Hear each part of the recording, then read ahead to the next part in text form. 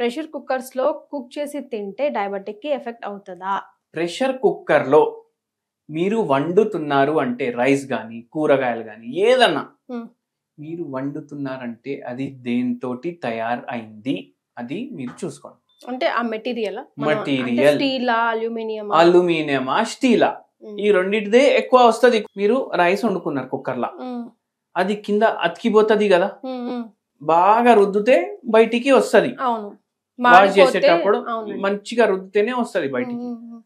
ఏమవుతుందంటే over a period of time దాంట్లో ఉన్న అల్యూమినియం మాలిక్యూల్స్ మీ తిండిలా కలుషుడు స్టార్ట్ అయిపోతాయి. మన బ్లడ్ లో కూడా అల్యూమినియం కలుషుడు వల్ల మన శరీరం ఎట్లా పని చెయ్యాలి అట్లా చేయకుండా అయిపోతుంది. చేతులు తిమ్మిళ్ళు రావడం, కాళ్ళు తిమ్మిళ్ళు రావడం, మతి మార్పు అవ్వడం, గుండెదడ అనిపించడం, ఇట్లా ఆందోళన అవ్వడం, ఇవన్నీ కూడా అవుతాయి దీని వల్ల. అయితే అందుకే ఏం చేయాలి అంటే స్టీల్ బాసన్లు వాడాలి.